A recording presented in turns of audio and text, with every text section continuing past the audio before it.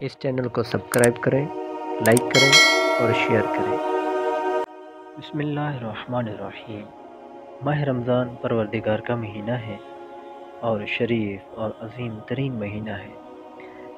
اس مہینے میں آسمان اور بہشت کے دروازے کھل جاتے ہیں اور جہنم کے دروازے بند کر دیے جاتے ہیں، اور اسی مہینہ میں وہ رات بھی ہے جس کی عبادت 1000 مہینہ سے بہتر ہے۔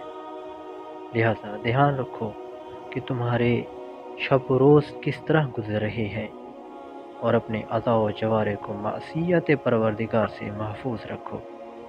ایسا نہ ہو کہ رات میں سوتے رہ جاؤ اور دن میں یاد خدا سے غافل رہ جاؤ۔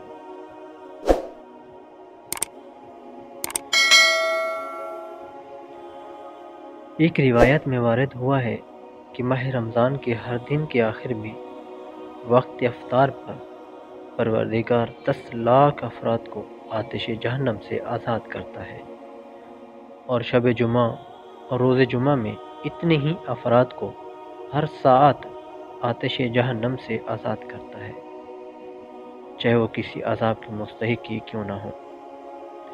اور اس کے بعد جب ماہ رمضان کی آخری شب یا آخری دن آتا ہے تو جتنے پورے ماہ رمضان میں آزاد کیے گئے ہیں اتنے ہی افراد کو آزاد کر دیتا ہے۔ لہٰذا اے عزیزو، ایسا نہ ہو کہ ماہ رمضان گزر جائے اور تمہارے گناہ باقی رہ جائے، اور جب روزہ رکھنے والے روزے قیامت میں اپنا اجر حاصل کریں تو تمہارا شمار محرومین میں ہو جائے۔ مالک کی بارگاہ میں تلاوت قرآن کے ذریعے تقرب حاصل کرو، اور مختلف اوقات فضیلت میں نماز اور کثرت استغفار کی تاکید کی گئی ہے۔ امام صادق علیہ السلام نے فرمایا کہ جو شخص ماہ رمضان میں بخشا نہ جائے گا، اس کی بخشش آئندہ سال تک نہیں ہو سکتی مگر یہ کہ میدان عرفات میں جا کر استغفار کرے۔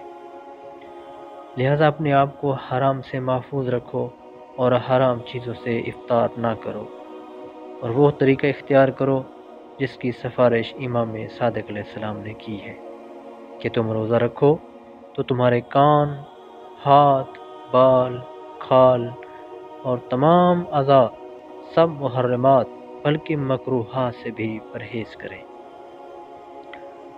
اور خبردار تمہارا روزہ تمہارے عام دنوں کی طرح، یعنی جس میں تم روزہ دار نہیں ہوتے، نہ ہو۔ اور یاد رکھو کہ روزہ فقط کھانے پینے سے پرہیز کا نام نہیں ہے، بلکہ روزہ میں انسان کو اپنی زبان کو جھوٹ اور اپنی نگاہوں کو نامحرم سے محفوظ رکھنا چاہیے، اور کسی شخص سے جھگڑا نہیں کرنا چاہیے۔ اپنے آپ کو حسد سے، غیبت سے بچاؤ۔ نہ کسی سے حسد کرو، نہ جھگڑا کرو، اور نہ جھوٹی قسم کھاؤ، بلکہ سچی قسم بھی نہ کھاؤ۔ کسی کو گالی نہ دو، ظلم نہ کرو، بے عقلی کا کام نہ کرو، ہر ایک سے رنجیدہ نہ ہو، اور یاد خدا سے غافل بھی نہ ہو، اور جو بات مناسب نہیں ہے اس کے بارے میں خاموش رہو، اور صبر اور سچائی سے کام لو۔ اپنے آپ کو اہل شر سے دور رکھو، بری باتیں، غلط بیانی، افتراء، جھگڑے اور بدگمانی سے دور رہو، اور سچائی سے کام لو۔ غیبت و تنقید سے محفوظ رکھو، اور سوچ لو کہ آخرت قریب ہے، اور ظہور امام کے منتظر رہو۔ آخرت کے ثواب کے امیدوار رہو، اور آخرت کے لیے زاد راہ تیار کرو۔ یہ تمہارے لیے ضروری ہے کہ دل اور جسم کو مطمئن رکھو، خضوع و خشوع، انکساری اور خاکساری سے کام لو، جیسے کوئی بندہ اپنے پروردگار سے ڈرتا ہے۔ عذاب خدا سے ڈرو، رحمت خدا کے امیدوار رہو۔ اے روزہ دارو، اپنے دل کو تمام عیوب سے پاک رکھو، اپنے باطن کو ہر حیل و مکر سے الگ رکھو، اور اپنے بدن کو ہر طرح کی کثافت سے پاک رکھو۔ اور ہر غیر خدا سے بیزار رہو اور اپنی محبت کو خدا کے لیے خالص بنا دو۔ جن چیزوں سے اس نے منع کیا ہے اعلانیہ اور مخفی، ہر طرح سے اس سے پرہیز کرو۔ خدائے قہار سے ڈرو کہ وہ ظاہر و باطن ہر حال میں ڈرنے کے قابل ہے۔ اپنے روح و جسم کو اس کے حوالے کر دو، اپنے دل کو اس کی محبت کے لیے خالی کر لو اور اپنے بدن کو اس کی اطاعت کے لیے وقف کر دو۔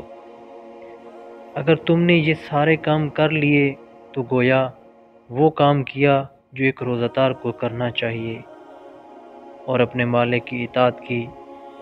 لیکن اگر اس میں کچھ بھی کمی کی ہے تو اسی مقدار میں روزے کی فضیلت اور اس کو ثواب کم ہو جائے گا۔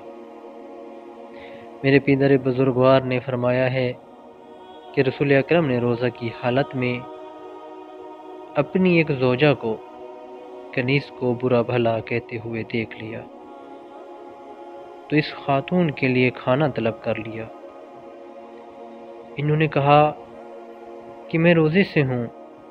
فرمایا کہ کنیز کو برا بھلا کہنے کے بعد پھر کوئی روزہ نہیں رہ جاتا۔ روزہ تنہا کھانے پینے سے پرہیز کا نام نہیں ہے۔ پروردگار عالم نے روزہ کو تمام برے امور اور ہر غلط کردار و گفتار سے بچانے کا ذریعہ قرار دیا ہے، اور کتنے ہی لوگ ہیں جن کو روزہ سے بھوک اور پیاس کے علاوہ کچھ اور حاصل نہیں ہوتا۔ امیر المومنین حضرت علی علیہ السلام نے فرمایا ہے کہ کتنے ہی روزہ دار ایسے ہیں جن کے روزہ میں بھوک اور پیاس کے علاوہ کچھ نہیں ہوتا، اور کتنے ہی عبادت گزار ہیں جن کی عبادت کا محاصل رنج و تعب کے علاوہ کچھ نہیں ہوتا ہے۔ ہوش مندوں کا سونا احمقوں کی بیداری سے بہتر ہوتا ہے، اور عقل مندوں کا افطار روزہ داروں سے بہتر ہوتا ہے۔ جابر بن یزید نے امام محمد باقر علیہ السلام سے نقل کیا ہے کہ رسول اکرم نے جابر بن عبداللہ انصاری سے فرمایا کہ جابر، یہ ماہ رمضان ہے، جو شخص اس دن میں روزہ رکھے اور رات کے کسی حصے میں عبادت کرے اور اپنے آپ کو ہر طرح کے حرام سے محفوظ رکھے اور اپنی زبان کو بیہودہ باتوں سے بچا لے، وہ گناہوں سے اس طرح نکل آئے گا جیسے ماہ رمضان سے باہر آئے گا۔ جابر نے عرض کی، یا رسول اللہ، یہ تو بہترین حدیث ہے۔ تو آپ صلی اللہ علیہ وآلہ وسلم نے فرمایا، مگر جابر، اس پر عمل کرنا بہت سخت ہے۔ خداوند متعال سے دعا گو ہے کہ ہمیں حقیقی روزہ دار بننے کی توفیق عطا فرمائے۔ اس چینل کو سبسکرائب کریں، لائک کریں اور شیئر کریں۔